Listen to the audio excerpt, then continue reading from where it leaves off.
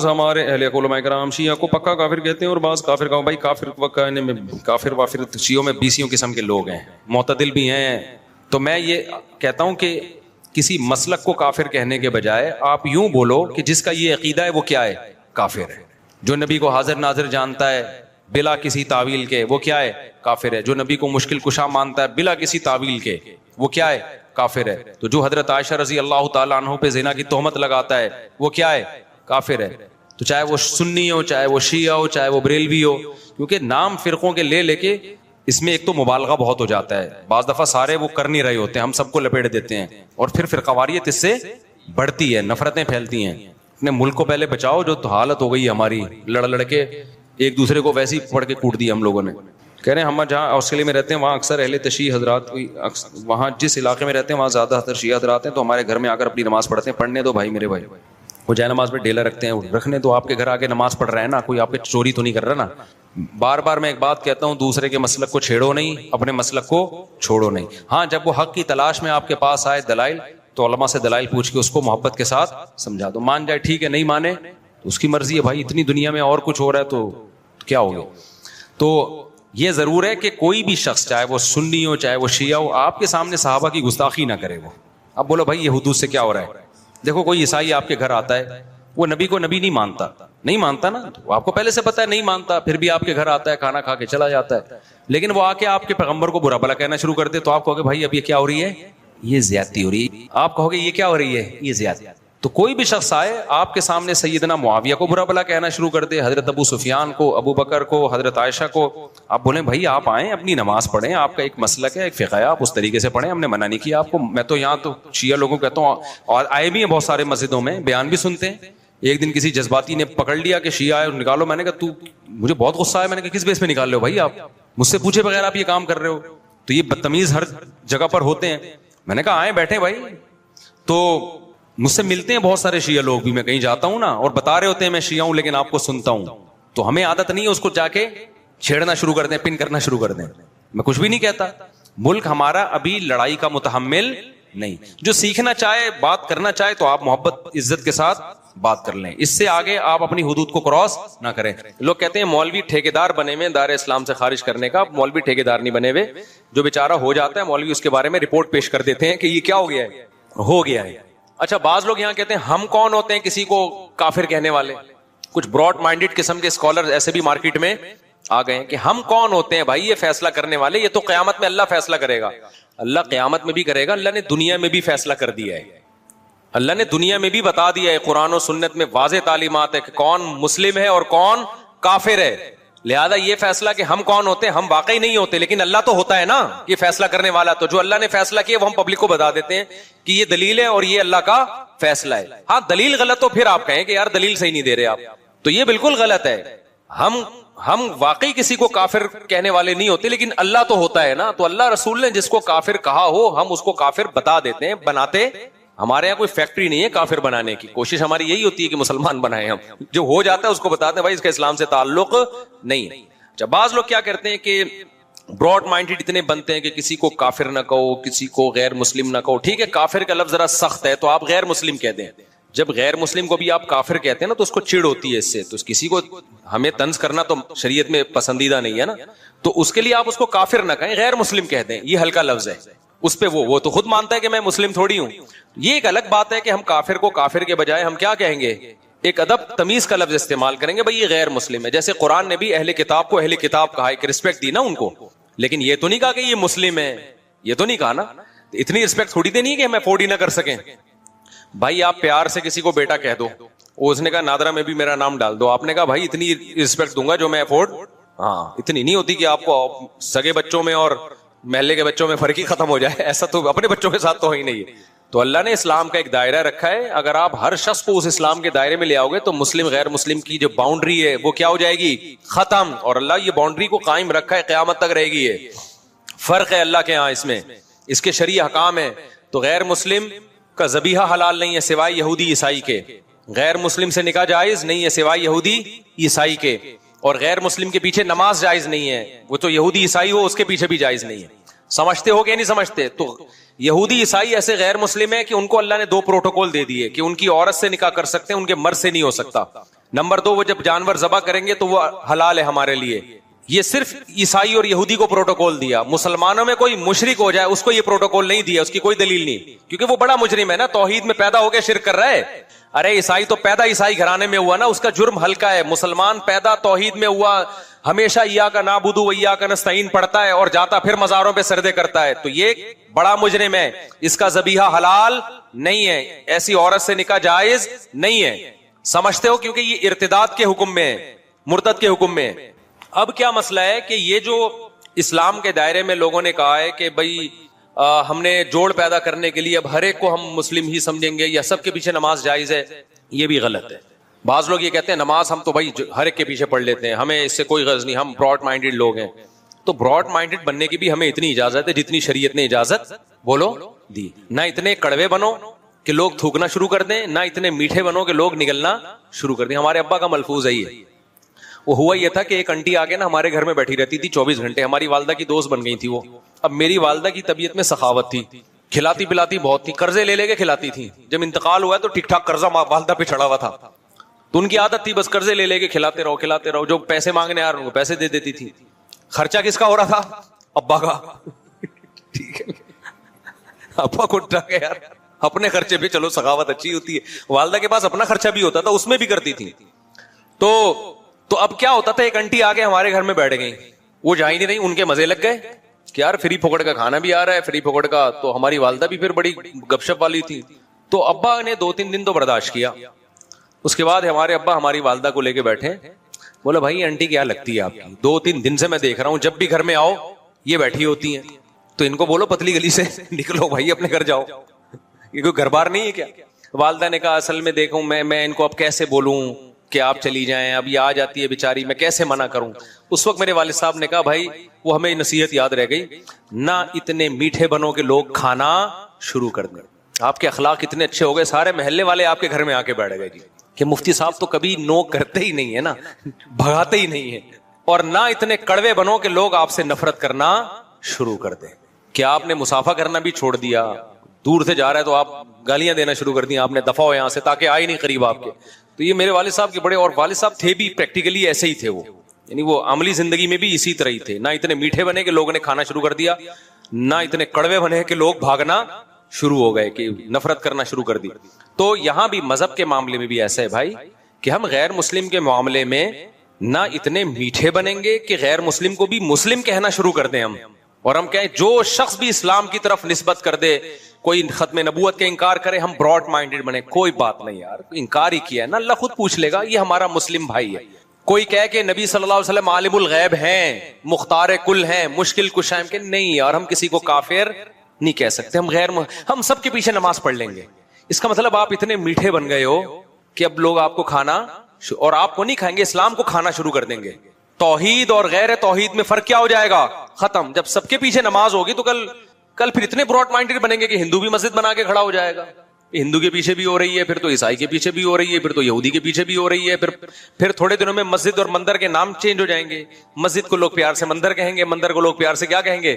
مسجد کہیں گے. یار ان چیزوں میں کچھ نہیں رکھا. جب علماء کہیں گے نا, کہتے ہیں براڈ مائنڈیڈ بنو. تو یہ براڈ مائنڈیڈ, دیکھو انگریز جو براڈ مائنڈیڈ آج بنا ہوا نا, ابا لیس ہو گیا براڈ مائنڈیڈ ہونے کی وجہ سے. وہ نا تو اتنی جلدی نہیں ہوا ہے. شروع میں انہوں نے کیا کہا, پردے کو ختم کیا اپنی سوسائٹی سے. پھر انہوں نے نکاح کے نظام کو ختم کیا, girl friend boy friend system آیا. پھر ہوتے ہوتے ابا مارکیٹ سے آہستہ آہستہ شارٹ ہو گئے. پھر اتنے براڈ مائنڈیڈ بنے کہ لڑکی لڑکے کا فرق ختم, ہومو سیکچولیٹی کو, LGBT کے بعد کیو آیا, پھر کیو کے بعد بھی اتنی چیزیں آ گئی ہیں نا, پوری حروف تہجی انگلش کی ختم ہو جائے گی. LGBT کا مطلب لیسبین, اور یہ گائے ہے, اور یہ فلانا ہے, تو ڈمکانا ہے. تو اتنی قسم کی فیلنگز مارکیٹ میں آ گئی, ہر فیلنگ کو انہوں نے ایک الگ الفابیٹ کا نام دے دیا. تو زیڈ تک پہنچ جائیں گے. یہ سمجھ رہے ہو کہ نہیں سمجھ رہے؟ تو یہ براڈ مائنڈیڈ. تو مذہب کی بھی ایک میرے بھائی باؤنڈری ہے, اس سے آگے جانے نہ اس میں اتنے کڑوے بنے کہ ذرا سی باتوں پہ آپ لوگوں کو کافر کہنا شروع کر دیں. جیسے ایک مولوی صاحب تقریر کر رہے تھے کہ جو ٹی وی دیکھتا ہے وہ دائرہ اسلام سے خارج ہے. یہ تقریر سچی مچی کی بتا رہا ہوں, پرانی بات ہے. ہمارے استاذ کہتے ہیں میں بیان میں بیٹھا ہوا تھا, میں نے جا کے اس مولوی صاحب سے جلسے کے بعد پوچھا, مولوی صاحب یہ فتویٰ تو مارکیٹ میں نیا ہے کہ جو ٹی وی دیکھتا ہے وہ دائرہ اسلام سے خارج ہے, یہ آپ نے کیسے کہہ دیا؟ تو مولوی صاحب کہتے ہیں میں نے احتیاطاً کفر کا فتویٰ لگایا اس کے اوپر, میں نے احتیاطاً کفر کا فتویٰ لگائے تاکہ لوگ ٹی وی سے بچیں. تو احتیاطاً تو کفر کے فتوے سے بچا جاتا ہے, لگایا تھوڑی جاتا ہے. سمجھ میں نہیں آ رہی بات. ایک آدمی کی باتوں سے آپ کو ایسا لگتا ہے کہ یہ مشرک ہے, لیکن اس کی تعویل ہو سکتی ہے, بھائی ہو سکتا ہے اس کا یہ مطلب ہو سکتا ہے اس کا یہ مطلب ہو. تو اسلام کہتا ہے اچھے مطلب کو ترجیح دو آپ, یعنی کسی کی بات کے 100 مطلب نکلتے ہوں, ایک مطلب سے لگتا ہو کہ یہ مسلم ہے, 99 مطلب سے لگتا ہو کہ یہ کافر ہے, تو ایک جو اچھا مطلب ہے نا آپ نے اس کو ترجیح دے کے اس کو دائرہ اسلام سے خارج نہیں کرنا. سمجھتے ہو کہ نہیں سمجھتے؟ حتی الامکان تعویل کرنی ہے اس کی. تو احتیاطاً کفر کے فتوے سے بچا جاتا ہے, احتیاطاً کو کفر کا فتویٰ دیا نہیں جاتا, تعویل کی جاتی ہے. لیکن ایک مرحلہ ایسا آتا ہے کہ آپ کے پاس اس کی تعویل کا کوئی آپشن بچتا ہی نہیں. آپ تعویل کر رہے ہو, سامنے والا کہہ رہا ہے میں خود اس تعویل کو نہیں مانتا. جیسے بعض لوگ کہتے ہیں کہ نبی صلی اللہ علیہ وسلم مشکل کشا ہیں, جب بھی آپ سے دعا مانگو آپ حاجت پوری کرتے ہیں, اللہ نے آپ کو اختیار دیے ہیں. ہم اب کفر کا فتوے سے بچانے کے لیے ان کی تعویل کرتے ہیں. اصل میں ایکچولی ان کا مطلب یہ ہے کہ جب ہم نبی سے مانگتے ہیں تو فرشتے ہماری پکار نبی تک پہنچاتے ہیں, پھر نبی صلی اللہ علیہ وسلم کی بات فرشتے اللہ تک, یا اللہ ڈائریکٹ سنتا ہے, پھر اللہ تعالیٰ فرشتوں کو کہتا ہے. تو اس طرح ہم کہ یہ اس کی حاجت پوری کرو نا, تو شاید یہ مطلب ہو. وہ کہتے ہیں نہیں ہمارا یہ مطلب بالکل بھی نہیں ہے, ہمارے نبی کو یہ اختیار دیا ہے. تو اب کیا تعویل کرے گا, بھلا ہی تعویل کے اول تو یہ بھی ہم تعویل جو کر رہے ہیں اس کی بھی تو کوئی شرعی دلیل نہیں ہے نا. اللہ نے کہا ڈائریکٹ کس سے مانگو, مجھ سے مانگو, لیکن ہم گھما پھرا کے اس کو شرک سے بچانے کے لیے بہت تعویل کریں. اگلا کہے نہیں بھائی یہ آپ خود کر رہے ہو, میں تو اس بات کو مانتا ہوں کہ یہاں سے آپ نبی کو پکارو گے, نبی وہیں سے یہیں سے بیٹھے بیٹھے ہماری پکار سنیں گے, اور اللہ نے آپ کو یہ خود بخود اختیارات دیے ہوئے, آپ جو چاہیں اپنی قبر میں بیٹھے بیٹھے کر سکتے ہیں, لوگوں کی حاجت پوری کر سکتے ہیں. اب اس کا کوئی مطلب میرے بھائی بنتا نہیں ہے. پھر بھی آپ کو دائرہ اسلام میں لانے کا شوق ہے تو پھر تو عیسائی بھی دائرہ اسلام میں. عیسائی توحید کا لفظی طور پہ منکر نہیں ہے, نبوت کا منکر ہے, جبکہ اللہ کی نظر میں توحید کا منکر نبوت کے منکر سے زیادہ بڑا مجرم ہے. سمجھتا نہیں ہے نا بات کو. اللہ کے ہاں توحید کا انکار کرنے والا نبوت کے انکار کرنے والے سے زیادہ بڑا مجرم ہے. تو شرک چاہے بتوں کو خدا کے ساتھ شریک کرو چاہے پیغمبر کو کرو, اللہ کی نظر میں دونوں مجرم کیا ہیں, برابر کے مجرم ہیں. سمجھتا ہے بات کو. تو اس لیے اتنا براڈ مائنڈڈ بھی نہ بنے کہ آپ نے دائرہ اسلام اتنا وسیع کر دیا کہ پوری روئے زمین اس میں آ گئی ہے, تو فرق ہی ختم ہو گیا. اور نہ اتنا چھوٹا کریں کہ ٹی وی دیکھنے والا بھی کیا ہے, دائرہ اسلام سے خارج. لیکن ایک دائرہ ہے, اس کے فقہی حکام ہیں, تو اس کے پیچھے نماز, غیر مسلم کے پیچھے نماز جائز ہے. اگر امام کا آپ کو پتا ہے کہ یہ صاف لفظوں میں کہتا ہے کہ نبی مشکل کشائیں حاجت روائیں, تو اس کے پیچھے نماز نہیں ہوگی, کیونکہ غیر مسلم کی اقتداء میں نماز نہیں ہوتی. سمجھتے ہو؟ بعض لوگ کہتے ہیں ہم نہیں پڑھیں گے تو فتنہ ہوگا, تو فتنے سے بچنے کے لیے پڑھ لو بعد میں لوٹا لو. یہ براڈ مائنڈڈ ہے. ہم کہتے ہیں کڑوے نہ بنو کہ لوگ تھوکنا شروع کر دیں, وہاں جا رہا ہے ادھر جماعت ہو رہی, ادھر اپنی الگ سے نماز پڑھ رہے, تو پبلک پکڑ کے کوٹ دے گی تمہیں. پبلک کیا کرے گی, پکڑ کے کوٹ دے گی. اور پھر آپ کو حق پرستی کا بھی شوق ہے, آپ لوگ کہہ رہے ہیں بھائی ہاں امام کے پیچھے نہیں پڑھ رہے, کہہ رہے ہیں ان کا عقیدہ شرکیہ ہے, یہاں فتنہ پھیلے گا. تو بھائی چھوڑ دے اپنی نماز پڑھ, پتلی گلی سے نکل, تو کیا ٹھیک کرے گا کیا عقیدہ کسی کا. دیکھو آج جو اتفاق پیدا کرنے کی کوشش کی جائے, میں بھی شیعہ سنی لڑائی کا ہرگز قائل نہیں ہوں, لیکن اتفاق کی ایسی کوشش کہ آپ کی پہچان ہی ختم ہو جائے, یہ اتفاق پائیدار نہیں ہوتا. اتفاق کا مطلب ہے لڑو مت, بس ایک دوسرے کا احترام کرو, معاملات ایک دوسرے سے صاف رکھو, ایک دوسرے کو گالی گلوچ مت دو, لڑو مت. اتنا اتفاق ہم بھی مانتے ہیں. ایک دفعہ مجھ سے کسی نے کہا کہ بھائی مسلمانوں میں اتحاد پیدا کرنے کے لیے ضروری ہے کہ ہم سب ایک دوسرے کے پیچھے نمازیں پڑھیں. سمجھ رہے ہیں, یعنی ہر فرقے کے پیچھے نمازیں پڑھیں. میں نے کہا یہ اتحاد کی یہ کوشش پائیدار نہیں ہے. اگر ایک آدمی کا خیال یہ ہے کہ یہ جو نماز پڑھ رہا ہے یہ میری تحقیق کے مطابق صحیح نہیں ہے, تو آپ اس کو زبردستی مجبور نہ کریں کہ وہ اس کے پیچھے نماز پڑھے. جیسے ہندو اور مسلمانوں میں اگر اتحاد پیدا کرنا ہو, میں ہندو مسلمانوں کی مثال شیعہ سنی پہ فٹ نہیں کر رہا, ایک خارجی مثال دے رہا ہوں بالکل. تو اس کا ایک طریقہ تو یہ ہے کہ بھائی لڑو نہیں آپس میں, وہ مندر جائے اور تم کہاں جاؤ, مسجد جاؤ. لیکن آپ ایسے شروع کر دیں کہ اگر ہندو نماز پڑھائے تو مسلمان اس کے پیچھے نماز پڑھ لیں, ایسا نہیں ہوگا بھائی, کیونکہ ہماری رائے کے مطابق پھر نماز ہوگی نہیں. تو اسی طرح کوئی مسلمان نماز پڑھا رہا ہے مگر اس کا فقہ یہ کہ وہ بغیر وضو بھی نماز کا قائل ہے, اس کا فرقہ یہ کہتا ہے, تو ہم اس کے پیچھے پڑھ لیں گے؟ ہے بھائی, نہیں پڑھیں گے. ہم بولیں گے بھائی ہماری رائے کے مطابق آپ کی نماز نہیں ہو رہی. اگر آپ کا فقہ یہ کہتا ہے کہ بغیر وضو بھی ہو جاتی ہے تو ٹھیک, آپ پڑھتے نا, ہم آپ کو نہیں چھیڑ رہے, لیکن ہماری تحقیق یہ کہ نہیں ہوتی. تو اسی طرح میرے بھائی اگر میرا کسی کے بارے میں عقیدہ ہو کہ یہ شرک کا مرتکب ہے اور میں اس کے پیچھے نماز نہ پڑھوں تو اس کو فرقواریت نہیں کہتے. سمجھ رہے کہ نہیں سمجھ رہے؟ ہاں لڑے نہیں. دنیا میں درجنوں نظریات کے لوگ ہیں, درجنوں فرقے ہیں, درجنوں مذاہب ہیں, آپس میں محبت سے رہیں. عبادت ہر شخص اپنے اپنے اخپل طریقے سے کرے گا. بہت دنوں سے اخپل کا لفظ نہیں آیا تھا. اسی طرح میں سمجھتا ہوں یہ مشرک تو نہیں ہے تو توحید پرست, مگر اس کی نماز قرآن و حدیث کے خلاف ہے بالکل, اور ایسی مسٹیک کر رہا ہے جس سے میری رائے کے مطابق نماز ہی نہیں ہوتی, تو بھی مجھے یہ رائٹ حاصل ہے کہ میں اس کے پیچھے نماز نہ پڑھوں, مگر میں اپنی تحقیق اس پہ تھوپ نہیں سکتا زبردستی. تھوپیں گے تو پھر فرقواریت بڑھے گی. بہت مشکل ہے بھائی, بہت مشکل ہے سمجھانا. تو مجھے لوگ پوچھتے ہیں کہ فلاں کے پیچھے نماز پڑھو, میں کہتا ہوں بھائی نہیں پڑھو. کہنے سے فرقواریت پیدا ہوگی. میں نے کہا نہیں ہوگی فرقواریت پیدا. اگر آپ کی رائے کے مطابق اس کی نماز قرآن و سنت کے مطابق نہیں ہے تو آپ نہ پڑھیں. شیعہ سنی ہمیشہ سے آئے ہیں اور ایک دوسرے کے پیچھے نمازیں بعض نے پڑھی بھی ہیں, بعض نے نہیں بھی پڑھی ہیں, اور یہ بھی حدیث سے ہمیں ملتا ہے.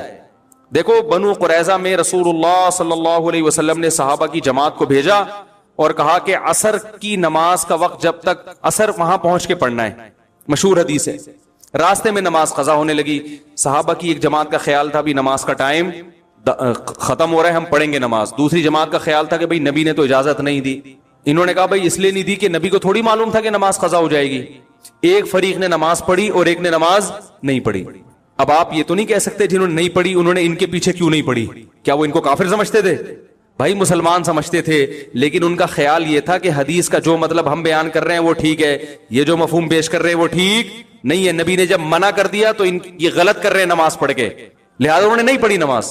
اور جب انہوں نے مقام پہ عصر کی پڑھی تو یقیناً انہوں نے یہ چونکہ پڑھ چکے ہیں, یہ تھوڑی پڑھیں گے ان کے پیچھے عصر کی نماز, ان کی تو ہو گئی ہے. تو دونوں فریقوں نے ایک دوسرے کے پیچھے نماز نہیں پڑھی, مگر اس کے باوجود نبی نے دونوں کو ملامت نہیں کی, کیونکہ ایک کا کانسیپٹ یہ تھا کہ بھئی یہ حدیث کے مطابق پڑھنا واجب ہے, ایک کا کانسیپٹ یہ تھا کہ حدیث کے مطابق چھوڑنا واجب ہے.